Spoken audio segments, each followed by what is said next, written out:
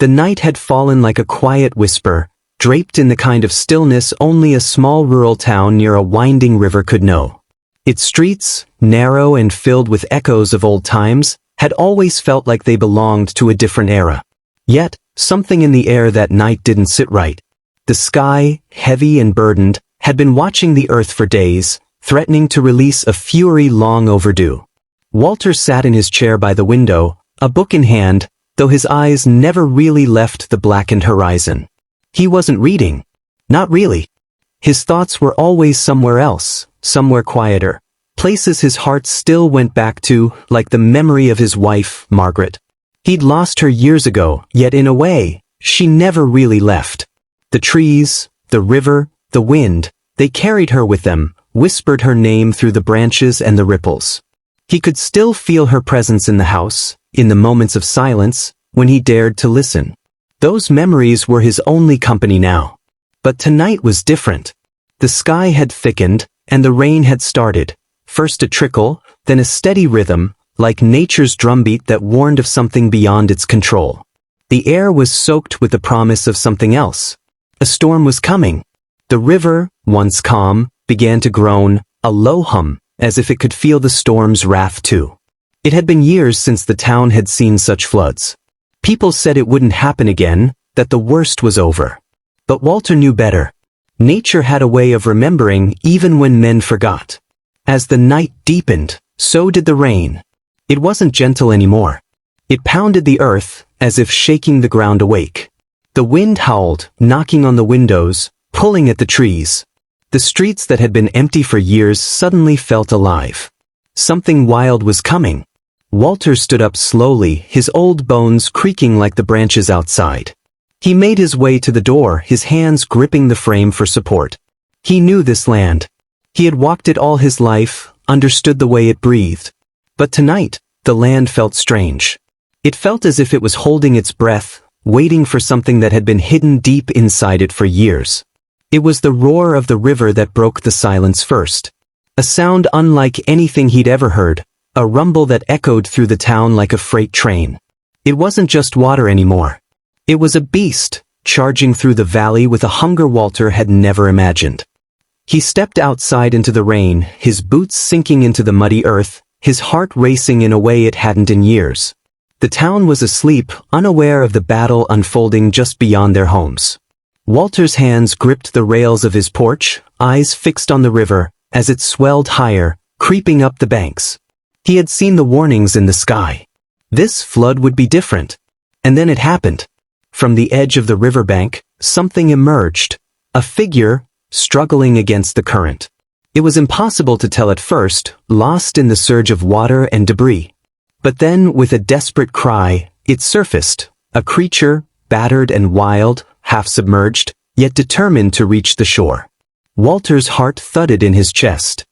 His instincts kicked in, and without thinking he rushed toward the water, his legs carrying him faster than they had in years. The rain, the wind, the darkness, they all blurred together as he fought against the storm to reach the figure. When he finally reached it, the creature was more than he expected. It wasn't a human. It wasn't even an animal. It was something else entirely, an injured bird, its wings broken, its body trembling, yet its eyes, bright and wild, told a story that Walter couldn't fully understand. It wasn't just the storm that had driven it here. It was something deeper, something Walter himself had forgotten in the quiet of his life. The rain poured down harder as Walter cradled the creature in his arms, feeling the heat of its body, the urgency in its eyes. He knew this was no ordinary moment. The storm had brought him something wild, something wounded. And in that moment, Walter realized his quiet days were over. This creature was more than a sign. It was a call. And Walter, for the first time in years, felt alive again. Alive in a way that only a life-changing encounter could ignite. The storm had come, but it wasn't just the rain that would change him. It was the life that had been swept into his world, something unexpected, something that would leave a mark on him in ways even he couldn't yet see. The night swallowed the town whole. It was as though the earth itself had given up its fight against the relentless rain, and nature's fury tore through the air with a vengeance. The wind, a howling beast, carried with it the crashing sound of trees being uprooted, their limbs splintering like brittle bones. The floodwaters, thick and murky, surged upward, devouring the land that had once stood proud. The very earth seemed to tremble beneath the weight of it all. Walter stood at the edge of his porch, his hand gripped tightly around the flashlight, its beams slicing through the heavy, suffocating darkness. The storm raged around him, but he didn't flinch. For years, he'd stood watch over this land, his land, and no tempest, no matter how fierce, would chase him away. Not tonight. His old bones groaned as he stepped forward, his boots sinking into the wet ground with every stride. The wind hit him like a slap, but he pressed on. His eyes scanned the horizon, but nothing made sense. The trees twisted and danced in unnatural ways, while the water rose like a slow tide, creeping toward him, pushing him back. Still, he trudged forward, his face set in stone. He had to know. He had to make sure his place, his sanctuary, wasn't swallowed whole. A scream. It sliced through the chaos, faint, as if it was coming from another world. A cry, wild, desperate. His heart skipped a beat, a cold shiver ran down his spine. Walter's steps faltered for a moment, his breath catching in the icy air. That wasn't just the wind. Someone was out there. He couldn't stop now. The storm may be merciless, but he wouldn't be intimidated. Not by nature, not by fear. Walter gripped the flashlight harder, his fingers numbing from the cold. The beam cut through the torrent, but the darkness swallowed it almost immediately, as though the earth itself was trying to drag him under. Yet there was no turning back now. His ears strained, every creak of the wind, every snap of a branch, every shifting murmur of the flood was drowned out by the single haunting cry. There was something out there. His flashlight flickered, then died. But Walter didn't stop. His heart pounded louder than the storm. The water was up to his knees now, but he waded through it, step by painstaking step, eyes locked on the sound that beckoned him forward, something primal, something beyond the storm. In the distance, the trees bent like tortured souls, their limbs casting eerie shadows that seemed to reach for him. He couldn't see what was ahead, but the cry had become clearer now, more frantic. And as he plunged deeper into the flood's relentless grasp, Walter knew this wasn't just a storm anymore. Something had awakened, and it was waiting for him. He was close. Closer than he'd ever been. What waited in the darkness beyond the flood was something he would never forget. Something that would haunt him until the very last breath he took. The storm raged with fury, a relentless assault on the quiet, sleepy town by the river. Trees swayed like giants caught in the grip of a violent dance, their roots barely holding onto the earth. The water, once calm and steady, had turned into a swirling beast, its currents threatening to consume everything in their path.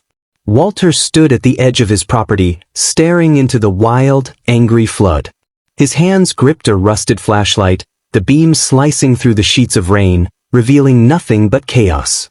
His body, old but steady, was rooted to the ground, each footfall a reminder of the many years spent walking the forests as a ranger, a protector of the wild. But tonight, the wilderness had come to him. It was no longer a place of peace, but a world on fire, fighting for survival. He heard it, faint at first, a cry so desperate, it was as though the night itself had cried out. A cry. A life. His heart pounded, a rhythm that echoed in the storm's own fury. He pressed forward, stumbling through the rising water. His boots sunk deeper into the sodden ground as he trudged, the sound of rushing water drowning everything but the scream in his ears. And then, through the veil of rain, he saw it, half submerged, tangled in a mess of debris, a young bobcat, struggling to keep its head above the churning flood. Its tiny body fought against the flood's merciless pull, weak, frantic, but unwilling to yield.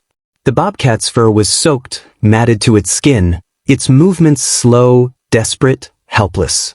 A voice in Walter's mind screamed to stay back.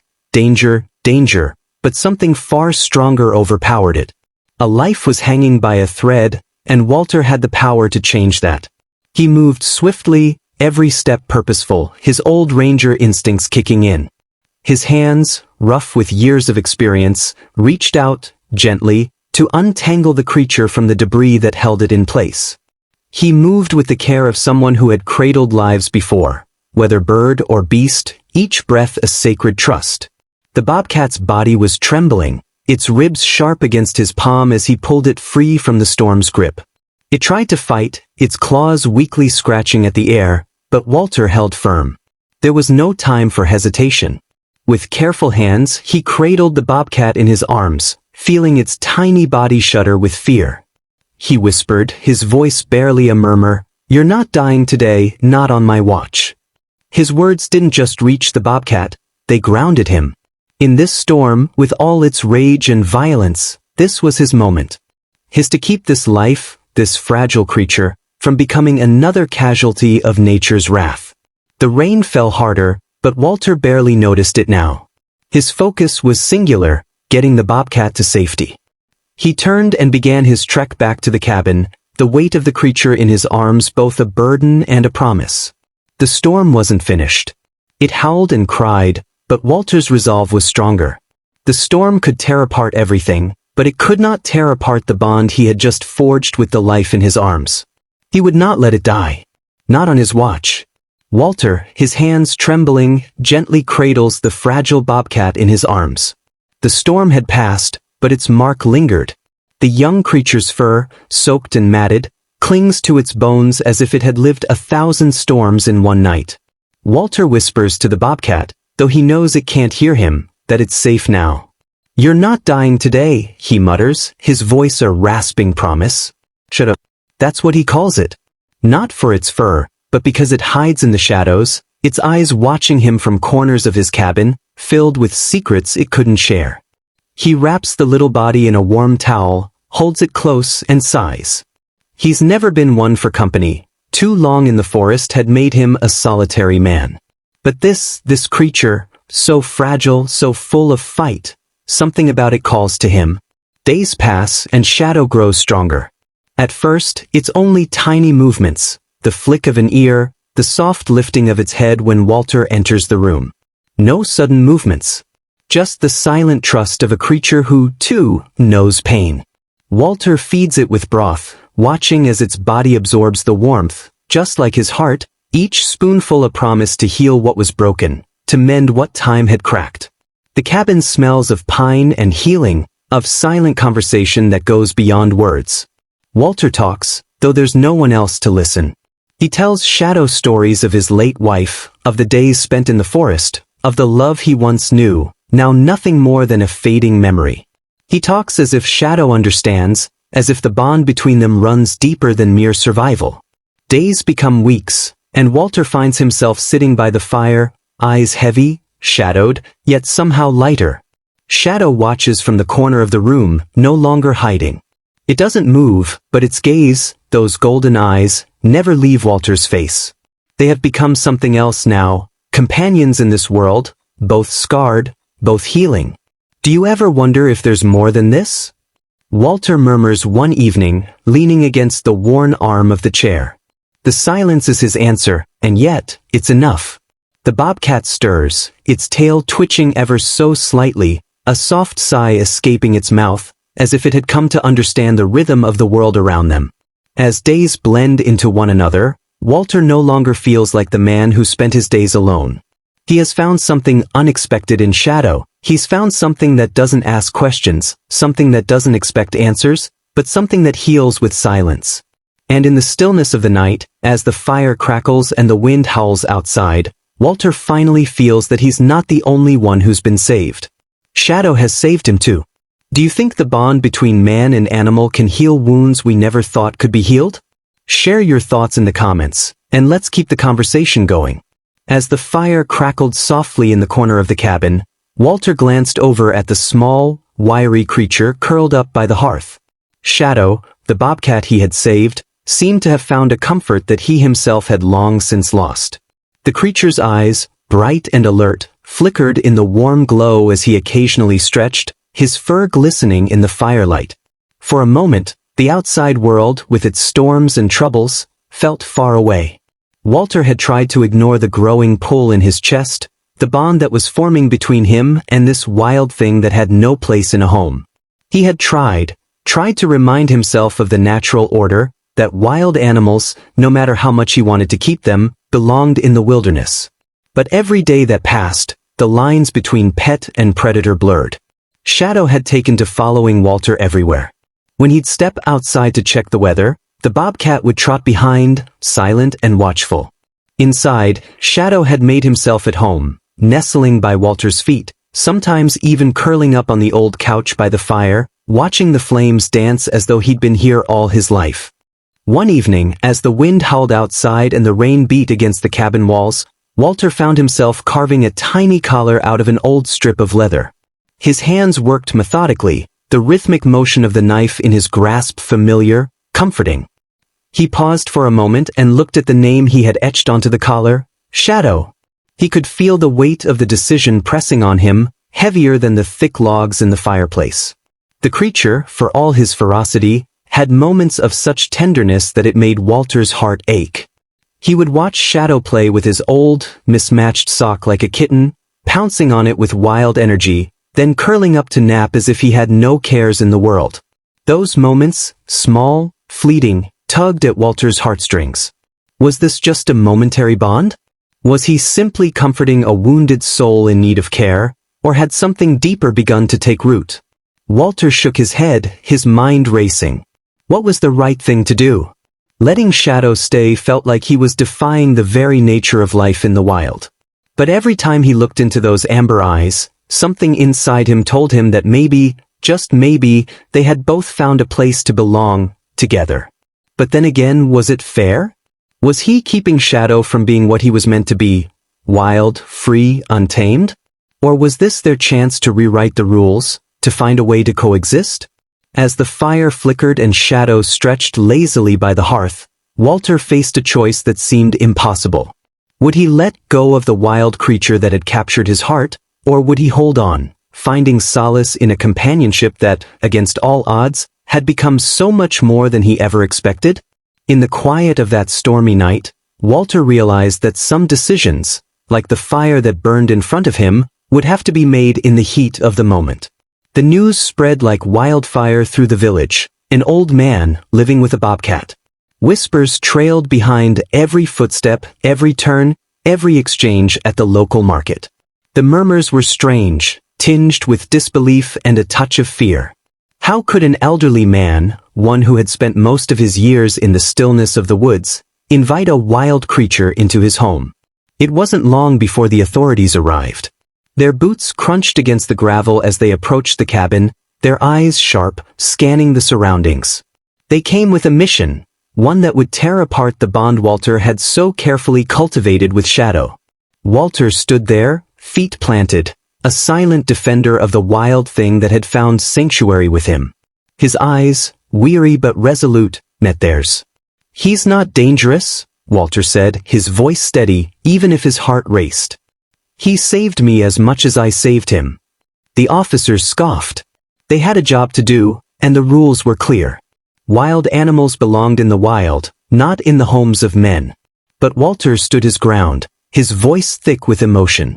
Shadow, the bobcat, trotted beside him, the bond between them undeniable. It was impossible to ignore the way the creature rubbed against Walter's leg with affection, a soft nuzzle that spoke louder than words.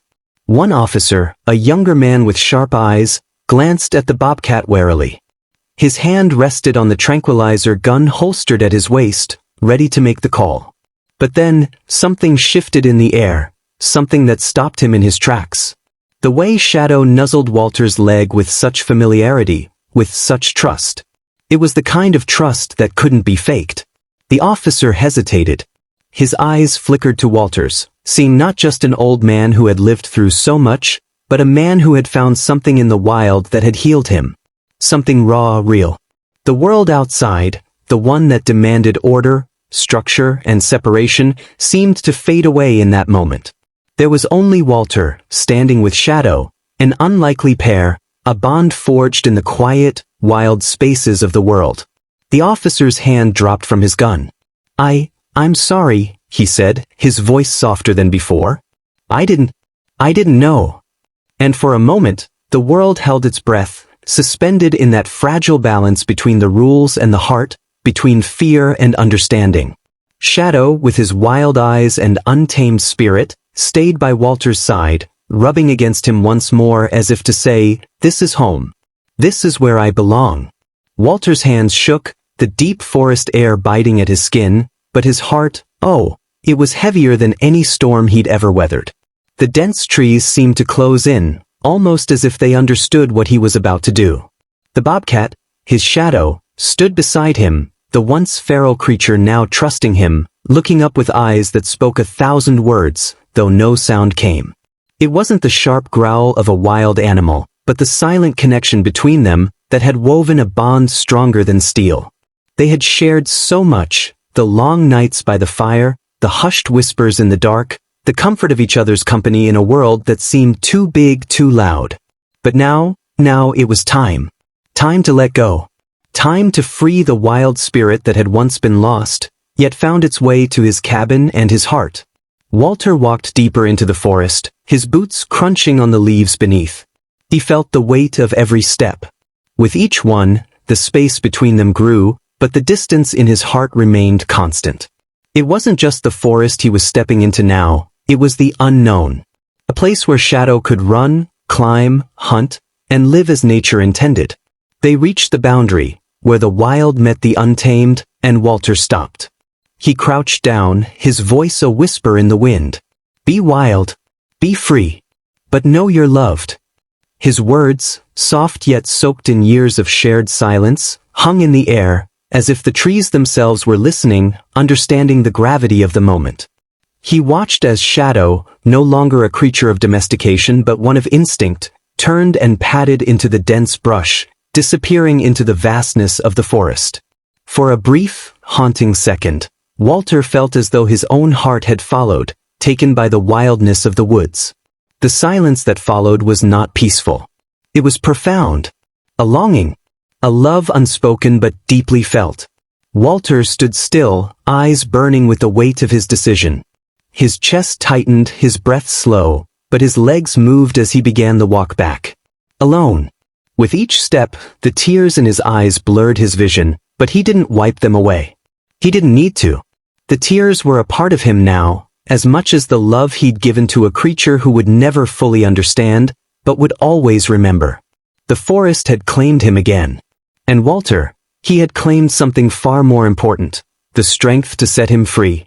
The walk back was slower, quieter. The trees whispered around him, as if comforting him in the way only nature could. And in the distance, just beyond the reach of his tearful gaze, Walter could almost hear the wild call of Shadow, a reminder that some bonds were meant to be set free, even when it tore you apart inside. He walked on, the forest stretching endlessly before him. A part of him, it seemed, would always stay there, in the shadows of the wild. The nights grew colder, longer, as the days slipped quietly by. The rhythm of time had slowed down for Walter, a man who had once known the hustle of the forest, the thrill of his wild days. Now it was just silence, just the sound of his own heartbeat echoing in the stillness of his cabin. The storm was behind him, the chaos of his rescue mission a fading memory. The once wounded bobcat, Shadow, was now a ghost, a memory of something fleeting, something wild. But Walter didn't forget.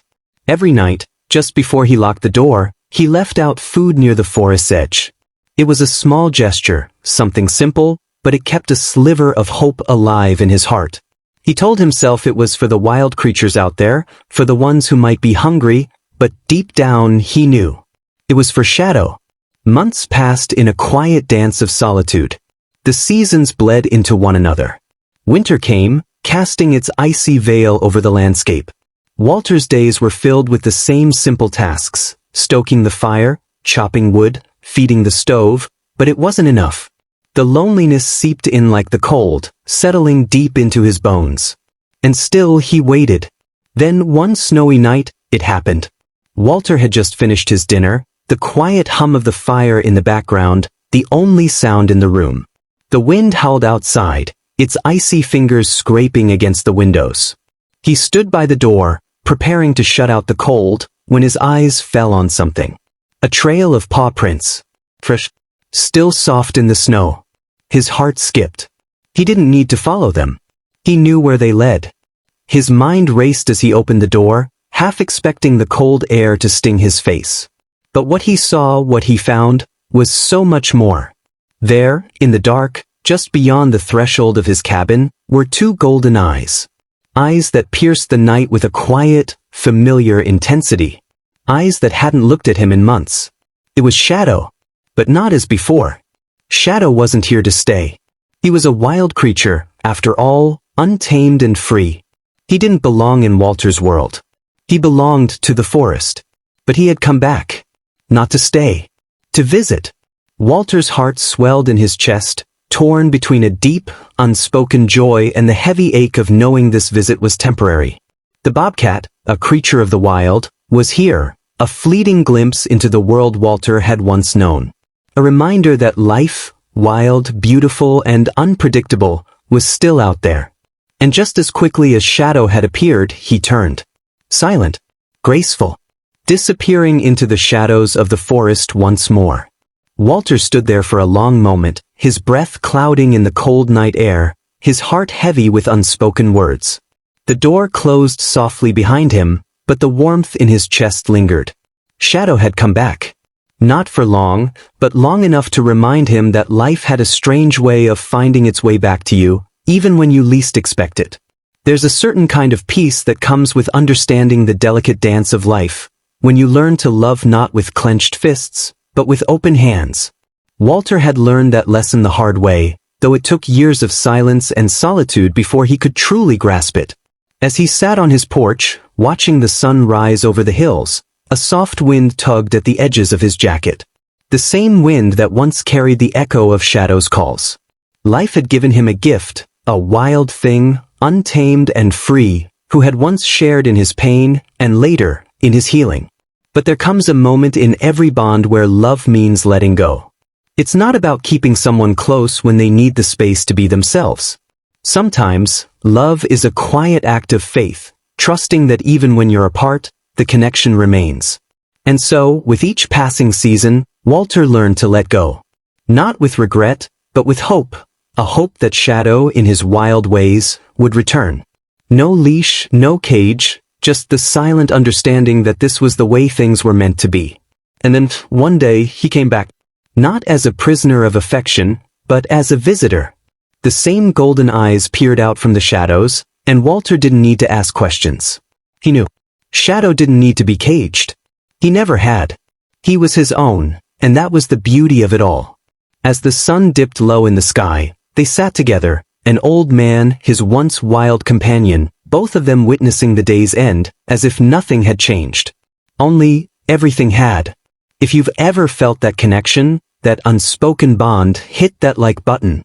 If you believe in the kind of love that sets you free, subscribe to hear more stories like this. And if you know someone who needs to hear this, share it with them. The world could use more connections like this. Just remember, sometimes, letting go is the most powerful thing you can do. And maybe, just maybe, they'll come back.